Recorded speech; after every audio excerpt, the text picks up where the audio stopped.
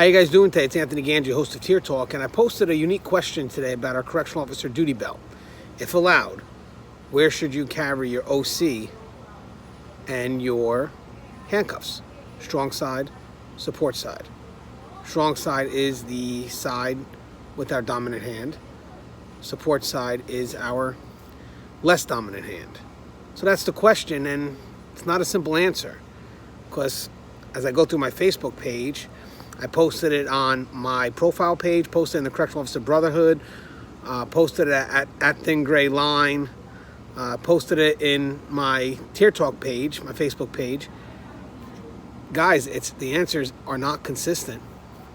So, love to get your thoughts on this. When we come back from our sponsors, we're going to go over some of the comments here. And again, just trying to find some consistency, but ultimately it looks like it's about preference. But let's discuss some of these answers, and you tell me who you agree with in the comments below.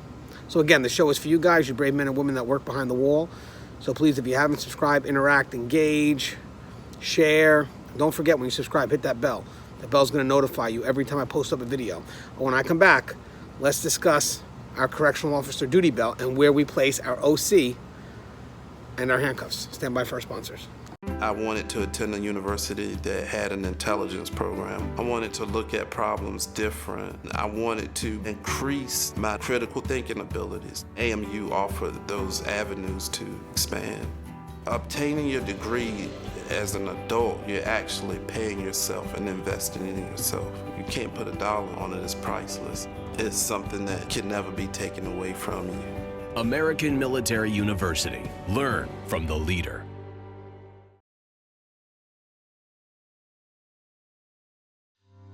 Being a corrections officer takes its toll on even the strongest individuals. The constant need to perform at the highest level, putting your life at risk in a hostile environment, and the mental scarring of traumatic experiences. 31% of corrections officers show symptoms of PTSD, and 66% of people with PTSD also suffer with a substance abuse problem. The Transformations First Responders program is specially designed to help veterans and officers heal from the grips of addiction and PTSD in a comfortable, supportive, and serene setting. You are not alone. If you have questions about the services we offer, give us a call at 866-762-8454 to get more information on this affordable and life-changing program. Thank you guys for listening to our sponsors. So I'm trying to do a video on correctional officer duty belts, and it's hard because, like all things in corrections, there's little consistency. I try to make sure that when I give out advice, it can be universally applied. I try to stick to things that are general because I know that most states operate differently, and I'm just looking for that consistency. So I'm trying to get the best kept practice and utilize that as a training video of where best to put the tools on your belt. So I had a friend of mine do a video, and unfortunately I had to take it down because people began to question where he was placing his OC and his handcuffs. So not thinking much of it, made some phone calls, and I realized that people decide to put it differently. And it's not just depending on policy, it's more of just personal preference and experience. So now I'm thinking, like, wait a second, this may be a little bit more difficult than I thought. So I posted up a question on my Facebook page, Tier Talk channel. So my Facebook profile page, the Tier Talk page, a group on Facebook called Correctional Officer Brotherhood, and another group called at Thin Gray Line, A with the circle, Thin Gray Line. And the answers are very different. So it's going to be hard to create a video on a correctional officer duty belt if we don't find some consistency. So I'm hoping what we could do here is do a video like this now, and then we can go ahead and you tell me who you agree with. Okay, so I'm going to read off some of the comments, and you tell me who you agree with. Now, one thing I will definitely say from experience is we don't put the handcuffs at the small of our back. We don't do that. If we fall, that handcuff is going to mess with our tailbone or our spine. And also, if we're on our back and we're fighting, it's very hard to get to those handcuffs. So definitely, I'm going to advise that we don't put the handcuffs at the small of our back. And I'm also going to tell you the reason why we have a little bit of inconsistency here is because a little bit different than police is that when we're out on a transport and if we're properly armed and we have our weapon, that weapon is our go-to, our gun, if something happens. So therefore, we may decide that we're going to put everything on our support side, like our OC or our taser if you're allowed to have it, whatever your department allows, because it's less lethal. But when you're behind the prison wall, those less lethal options become the main option. So now some people may see those weapons as going on the strong side as opposed to the support side. And I think that's a bit of inconsistency. But let's check out the comments. So the question I posted was simple. Seems to be some confusion as to what side of the belt your OC and cuffs go on, support or strong side. What are your thoughts? Guys live in Patterson, so got a little background noise here. All right, Tony Quiones says OC strong, cuff support. Let's go to the beginning. James Austin says OC strong if no firearm, cuffs in very front, strong side. Now I agree with the OC strong if no firearm because we mentioned that. If that becomes our only choice of weapon behind the wall, that may be where we put the OC. That's our trigger finger. But then when we go out on the streets, if we do a transport and we're armed, we may decide to move the OC to the support side. The only problem is that we condition, we get used to. So God forbid we think we're reaching for the OC because we're used to having it on our right side, and all of a sudden we pull out the weapon. So it's a little bit different for us. I like Joe Pesci says, personal preference. Russ Hamilton, OC support side, because if you have a baton or firearm, you need that in your strong hand, which is what we mentioned. So in case of the firearm, some officers are allowed to carry baton during movement. So now the baton should go on the strong side. Some people also like the baton on the support side for that cross draw. And again, that can go either way. Some choose the baton to be on the strong side. Some choose the baton to be on the support side for the cross draw. What's your comments on that? We'd love to get your thoughts on that as well. So again, Russ Hamilton says OC support side, because if you have a baton or firearm, you need that in your strong hand unless you're cross drawing the baton. Don't switch what the hands do because under stress you'll screw up. We just mentioned that. Cross draw for baton, regular draw firearm, support side draw OC, microphone center line, so you can use either hand. Now they start talking about the mic. So James Austin says, I always clip my mic on my shirt, is next to my cheek, in case I can't use my hands to key it up. Tad Van Dyke says, muscle memory will kick in an emergency situation. You place your firearm where your OC usually is, will be a bad mistake. And we mentioned that. That's the confusion aspect. And I think Russ Hamilton agrees with that. So if I keep on utilizing my OC, let's say on my strong side, when I'm behind the wall, and then when I go out on the street for those transports, and I'm carrying a weapon now on my strong side, and my OC now goes on my support side, I may accidentally, when I go to use OC, I may accidentally pull on the gun because I'm so used to the OC being on my strong side.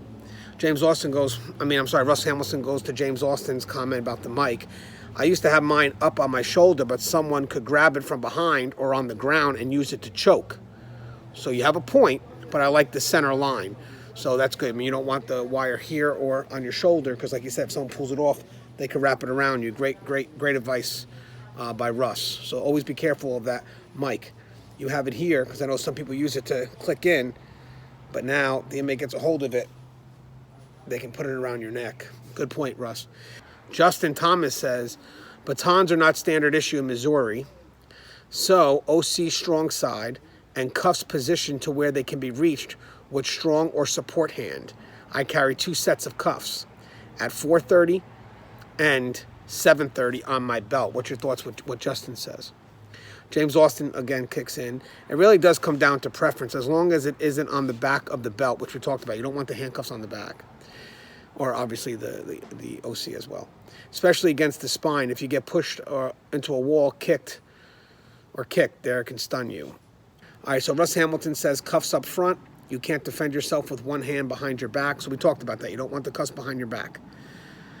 You want the cuffs to be reachable. Now the question is, where do you want the cuffs? Support side or strong side? Matt Wagner says, I keep my OC on front weapon side of my belt or front weapon side of my external vest. My cuffs either go on the back left of my belt, non-weapon side, or the front center of my external vest with a backup case on my front non-weapon side in case I get multiple sets of cuffs. I like that, guys, and if you read some more of the comments, you can start to see that people actually start carrying 2 sets of cuffs. And I agree with that. You should have 2 sets of cuffs because most likely if you're stopping 2 inmates from fighting and you're able to respond to the code, you're going to need 2 sets of cuffs, 1 for each inmate. But again, got to be careful how you respond too. If you're by yourself, you're not going to respond until you have backup. Okay, so Brad Lee says for both handcuffs and OC, strong side toward the back. Scott Bomer says either side, but on the front of the belt so they're accessible to both hands. In this case here, Bomer says as long as they're in front, but he's not preference to a strong or support side. He's just saying as long as they're in front and you're able to get to them quick. But again, it's more about also knowing exactly where it is. You don't want to get confused and pull out the wrong thing. And again, you're teaching yourself that habit. Practice makes perfect. I like what Kenneth Bennett says.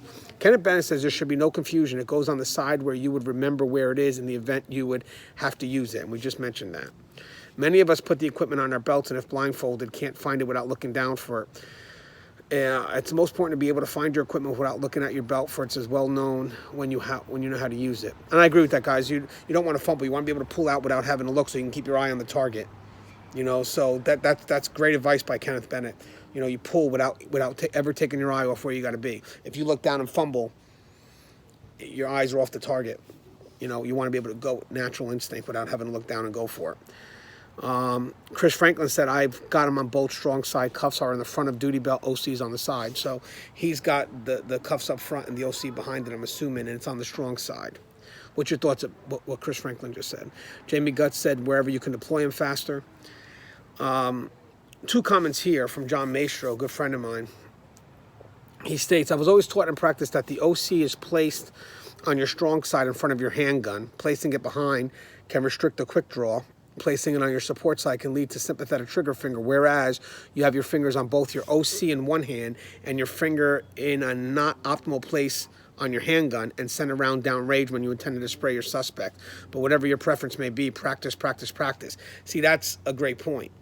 Now you got your handgun and your OC both out. Under stress of the moment, your mind may be thinking, hey, I'm going to send it this way, but it doesn't. You wind up pulling the gun. And that's a good point, John. And Mike Wolf, who we've seen in multiple of my he's been in multiple of my videos on defensive tactics training. He says, OC and handcuffs on strong side in front of firearm. If you have to draw your gun, drop all other force options. Gun out, cuffs, or OC is away, and vice versa. So he's saying that if the gun is out, there's no other force option. Once you pull out the gun, cuffs or OC gets put away, or vice versa. If you have the cuffs and the OC out, then the gun gets put away. You know, if you have your gun and your OC out and you make a mistake, you're going to go from something that may not have to have been lethal force into something that now became lethal force. So I think that's great advice by Mike Wolf. Great advice. Let's see what else we got. Josh Witt says, non-lethal opposite side to side that has firearms. So non-lethal force goes on the opposite side that you have your firearm. Now again, this is, as if we have a firearm, so when we're going on a trip, taking out an inmate, or if we're armed on a detail, which we should be, as long as we have more than one officer. And we should always have more than one officer on a trip or a detail. Rich Sullivan goes OC strong side, cuffs on weak side, and then there's a little comments in between. Russ Hamilton asks him, you cuff with your weak hand. Dalton Jones goes, I'm ambidextrous. I cuff with both hands. Russ goes, I can and have, but not in a pinch. I'd rather have them in my strong hand. Russ goes, can you draw the OC if you have the pistol in your hand? Rich goes, if my pistol's in my hand, I would draw on the OC prior. Russ Hamilton goes, I suppose I'd just like to have variations and opinions open. Never drawn a handgun on duty except in training, but that doesn't mean much. I think my evolution with OC was dependent on the fact that we always had batons as well. Gabe Salazar says OC goes on the weak side so that you're not wasting your strong arm holding the can. So see if you guys agree with that. That's what Gabe Salazar says. OC goes on the weak side so that you're not wasting your strong arm holding the can. Lawrence Stumbow says, some departments dictate in their uniform regulations where the items are to be worn on the duty belt. This is by Mark Nee. Whatever you're comfortable with, I put my OC strong side, cuffs on the support side. Jason Martin says, anyone who gives a definitive answer to this is a fool. All right, so he's basically telling you it's personal preference. Good job, Jay. Russell Bird, with me, it's simple. I'm left-handed, so my OC holster goes on my left side, cuff holder right behind it. So he's putting both things, looks like maybe on the support side. Chuck Wilmot says, maybe I'm odd. OC horizontal right side, cuffs right behind it, glove pouch center back, flashlight keys, radio weak side, speaker mic as well. David Ellison goes, I wore my cuffs on the back. We would disagree with that, Dave. OC on strong side, radio on weak side, but mic was on my chest. Jesse Chapman says, I keep my radio strong side because that's the first place I'm going to go. OC support up front, cuffs on both sides. That's by Jesse Chapman. Anthony Leslie says, I will put OC on my strong side and my cuffs in my support side so my strong side can hold the arm or one arm in place while I'm assisting an inmate to the ground and placing mechanical restraints on him. Paul Bush goes, I have an NK9 and NK4. I carry the pounder on my support side, drop leg, and the MK4 on my strong side next to my radio.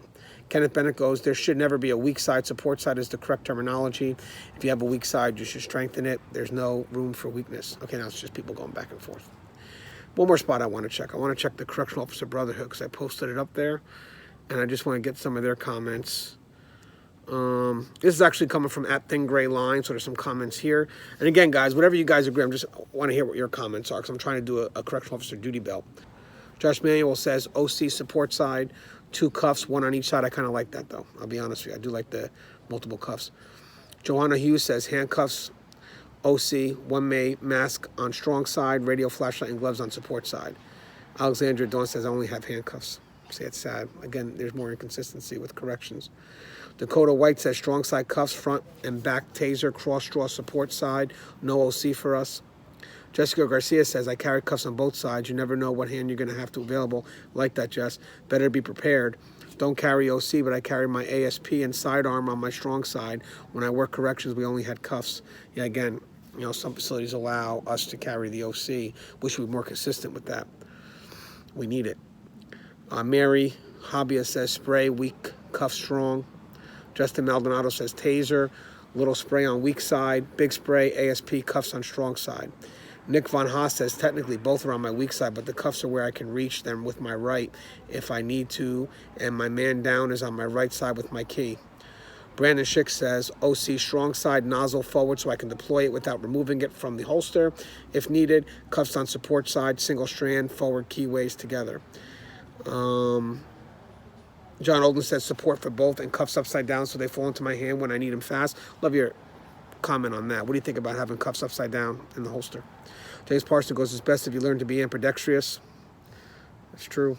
Brandon Wood says, OC, cuffs, flashlight, gloves on support side, PR-24, which is the baton, spider, man down alarm, and radio on strong side.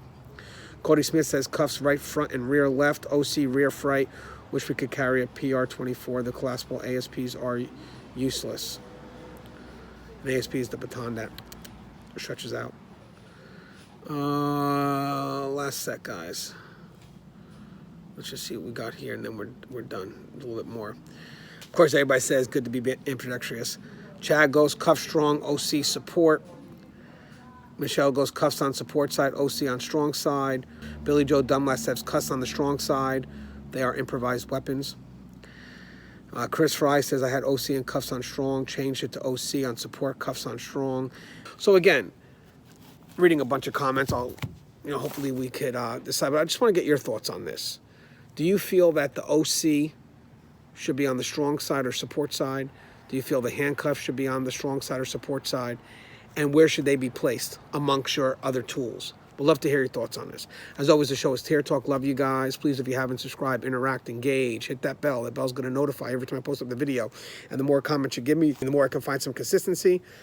And then I can get together and do my Correctional Officer duty belt. As always, guys, love you guys. Stay safe.